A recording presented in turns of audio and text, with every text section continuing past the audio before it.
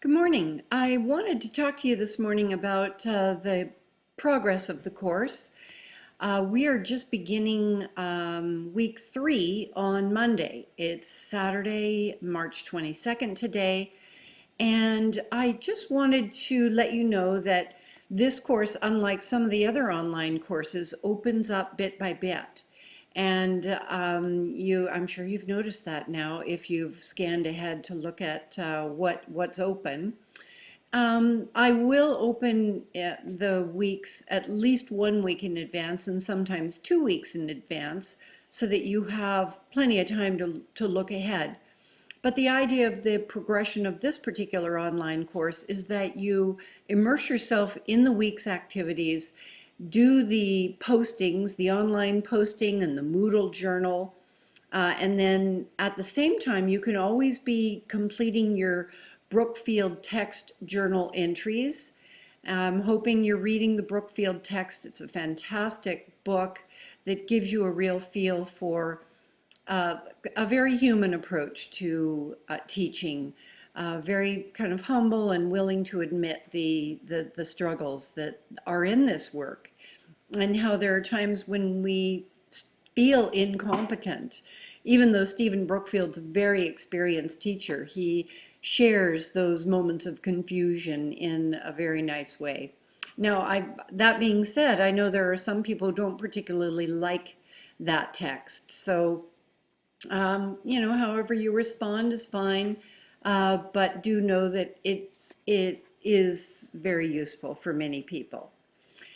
But at this point in the course, what we are doing by identifying all the teacher competencies and asking you to interview an instructor that you respect to find out what methods do they use to evaluate themselves is to set a groundwork for the course as it unfolds.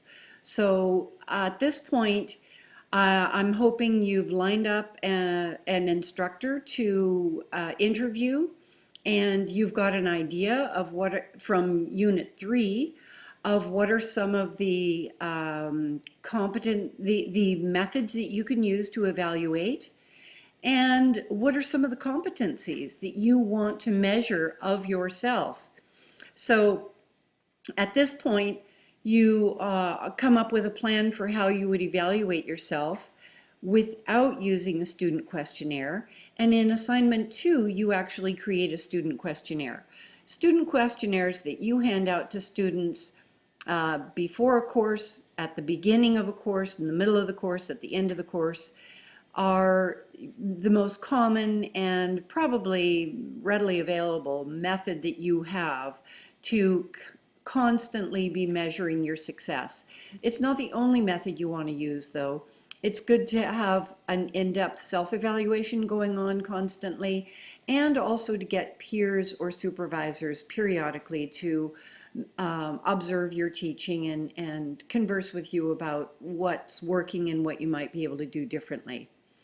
So later we'll get into the material for the ethical dilemma and career management.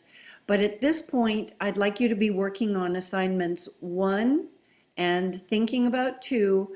At any time you can be working on your journal and you're all doing a nice job on the online postings. I would just urge you to try and complete each week postings in that week, because if you wait and post to some of the discussion lines after the week is passed, your classmates are not going to see it. You're posting kind of into thin air. I will have a look, but nobody else will. So to have an interesting, rich conversation going on where you will learn a lot from what other people have to say, jump right into the online postings each week and post what you can. So that's it for this week. I wish you well. Don't hesitate to contact me if I can help in any way. Bye now.